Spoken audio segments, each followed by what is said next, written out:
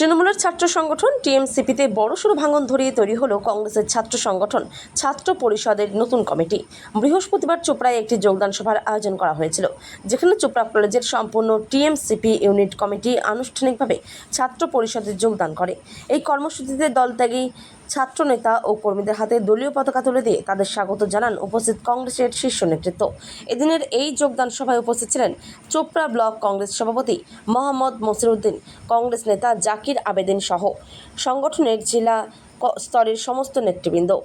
এটা ছিল আমাদের যে চোপড়া কলেজ আছে, সেই কলেজের একটা ইউনিট গঠনের জন্য তার প্রস্তুতি সভা ছিল।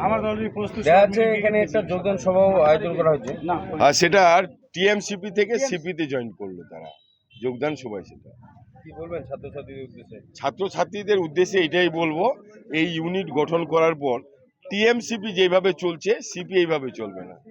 হ্যাঁ, it is your learning time, এটা তো শিক্ষার সময় ছেলেদের। আর সেই শিক্ষাটা টিএমসিপি কি করেছে, শেষ করে দিয়েছে। আমি বাচ্চাদের মুখ দিয়ে যেটা শুনতে, ছাত্রছাত্রীদের মুখ দিয়ে যেটা শুনতে পারলাম, যে এখানে টিএমসিটা শুধু খাতরা, শুধু পার্টির জন্য ব্যবহার করেছে। টিএমসিপির যে দরকার, যেই সকল কাজ করার দরকার, তাদের সেই কাজে ব্যবহার করেন।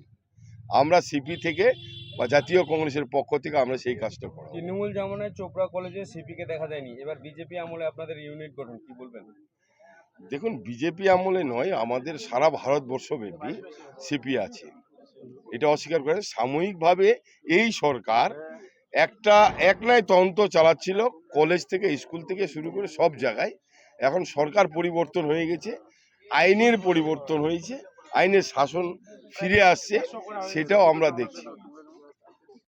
দীর্ঘদিন ধরে টিএমসিপি করছিলেন, আজকে সিপিতে যোগদান করলেন কেন? আমরা সবাই আজকে কলেজের যতগুলো আমাদের ইউনিট কমিটি ছিল সবগুলো আজকে পরিবর্তন করলাম সিপি থেকে। সবাই আমরা মানে যে টিএমসিপি যে ঘোটালা করছিল, ওই যতগুলো আমাদের ওই দেখে আমরা ছাড়তেছি, টিএমসিপি ছাড়ে আমরা সিপি থেকে আজকে সবাই জয়েন করছি।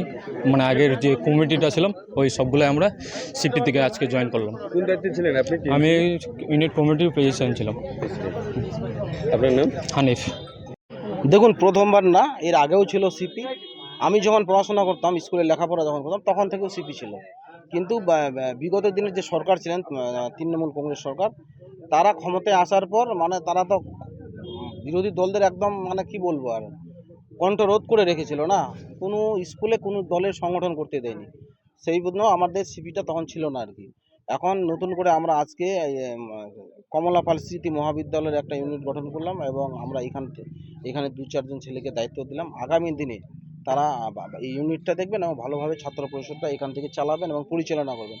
তাছাড়া আজকে রাহুল গান্ধী যেভাবে বিজেপির বিরুদ্ধে বিভিন্ন দুর্নীতি, এবং তার মধ্যে মূলত একটা দুর্নীতি হচ্ছে নেট কেলেঙ্কারি, যেটা নেটে অনেক ছেলে মেয়ে পরীক্ষা দিয়েছিল, অনেকেই আত্মহত্যা করেছিল, 60-65 জন। 60-65টা পরিবার আজকে অবহেলায় মরছে আর কি, মানে মানসিক টেনশনে ভুগছেন।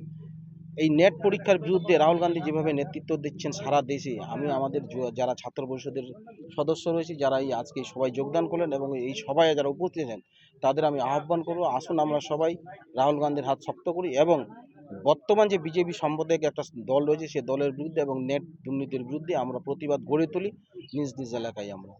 আর আগামী দিনে আমাদের কর্মসূচি রয়েছে, আমাদের ইতিমধ্যে আমাদের প্রদেশ কমিটির মিটিংয়ে সিদ্ধান্ত নেওয়া হয়েছে, তারা নির্দেশও দিয়েছেন যে আমাদের 1 তারিখে কলকাতায় একটা ছাত্রছাত্রীদের নিয়ে একটা প্রতিবাদ সভা রয়েছে নেট দুর্নীতির বিরুদ্ধে, এবং 9 তারিখে দিল্লিতে একটা সমাবেশ রয়েছে, যার নেতৃত্ব রাহুল গান্ধী দেবেন এবং রাহুল গান্ধী উপস্থিত থাকবেন।